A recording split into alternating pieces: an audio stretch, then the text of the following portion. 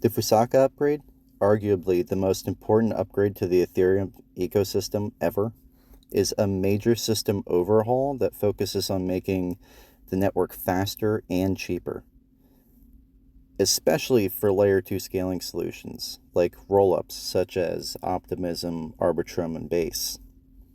So think of it as giving Ethereum a massive infrastructure tune-up to handle a global volume of traffic that is scrambling towards it right now. Uh, the upgrade is scheduled for December 3rd, so I wanted to explain some of the changes and why I believe that they are important. Number one, cheaper layer 2 transactions is arguably the most important feature, especially for the end users like you and I, potentially. L2 networks like Arbitrum and Optimism post their data to Ethereum in large data chunks called blobs. So blobs were introduced as step one of a three-step process towards something called dank sharding, and I'll kind of dig into that a little bit more later on. Fusaka introduces new technology to handle the blobs data much more efficiently, and that's called PeerDOS, and we'll go over that later as well. The upgrade dramatically reduces the cost for L2s to operate, which in turn leads to lower transaction fees for you and I. So, what is a blob? I know I haven't spoken about blobs on here before, so I'm going to try and break this down the best I can. Blob stands for binary large object. Blobs were introduced specifically to help layer 2 scaling solutions, primarily rollups, like I said before, to drastically reduce their transaction costs. So, like I said before, the main function of a blob is to provide a much less expensive way for L2s to post their batch transaction data back to the Ethereum mainnet. Blob data is temporary, so it's only stored by Ethereum for about 18 days before it is automatically deleted. This is enough time for the L2 network to ensure the data is available to anyone who needs it for verification or fraud-proofing purposes. Since the data isn't stored permanently, it prevents the Ethereum blockchain from getting bloated with excessive data, and it is ensuring that the network remains decentralized and manageable for node operators.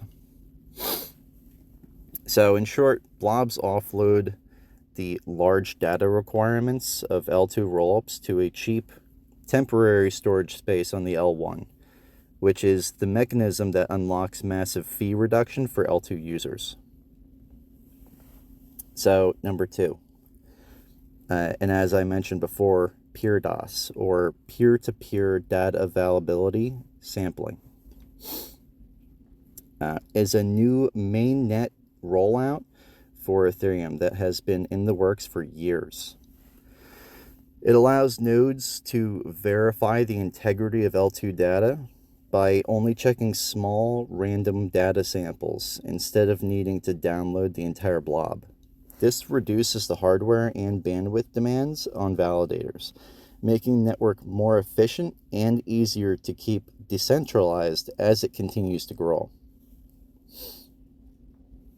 So let me break down why this is actually important. So historically, to verify a block, every node on the network had to download the entire block's data. As block sizes increase, this becomes a major burden on smaller nodes, risking centralization for validators who have more hardware, essentially. So the PeerDOS method uses a mathematical technique called erasure coding. So the data is mathematically spread out and made redundant. A node then only needs to sample a few small chunks of the data. If the samples are available and mathematically consistent, the node can confirm with near 100% certainty that the entire data set is available across the network. So Ethereum has tens of thousands of validating nodes. And so instead of a few of them downloading an entire block and confirming it, now every validator will be able to sample every block, but only in very small chunks. With so many validators taking on so many checks, every block in the chain gets assessed, but with less strain on individual validators. So this allows smaller validators to still compete and helps maintain a decentralized environment, along with improving speed and stability overall. Now, this, just to sidebar for a real quick second, this is really important because if you wanted to validate on your own and wanted to get your own hardware to do so, at this current point in time, to my understanding, you can run like 2 NVIDIA,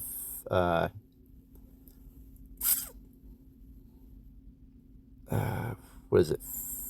What are they in the 5000 series now?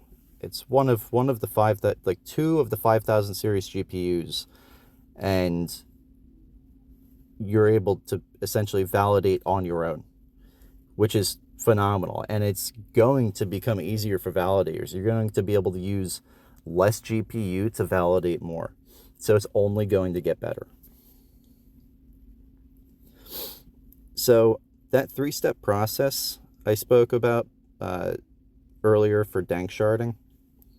So the first step was already implemented. That was blobs being created.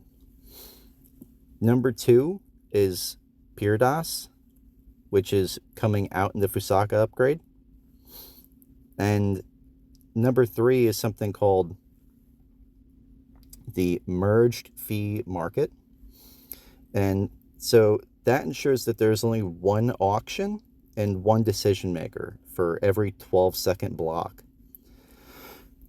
This simplifies the process, maintains security, and makes it much harder for sophisticated attackers to exploit the system by coordinating across different parts of the network. It's the central control necessary for handling the massive increase in data that PeerDAS allows. So that third step is not set to be released yet, but it will be over the next few years, based on what I've been reading at least. And finally, I wanted to touch on the Ethereum blocks becoming larger and faster with a greater gas limit.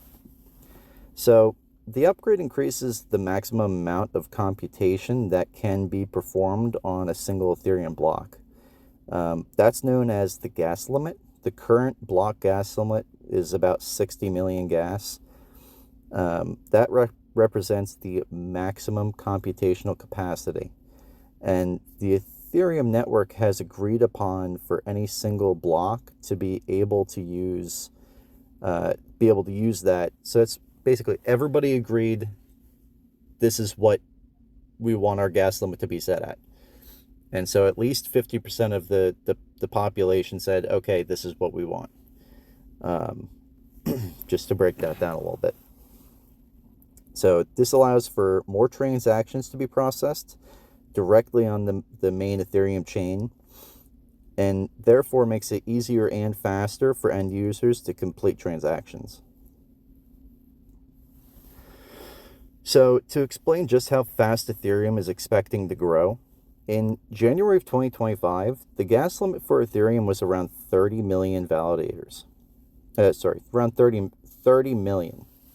That's gas.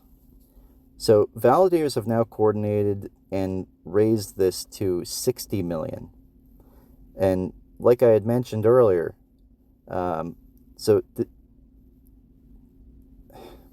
essentially doubling it. This was done gradually and met that 60 million in November in anticipation of the Fusaka upgrade, which would have pushed it to 60 million regardless. So it's impressive to see this kind of growth, essentially doubling the ecosystem's computational capacity in under a year. And this isn't the end. The Ethereum roadmap clearly states that they want to incrementally increase the gas limit over the next few years while also improving the overall efficiency. We can see that they are gearing up for mass adoption.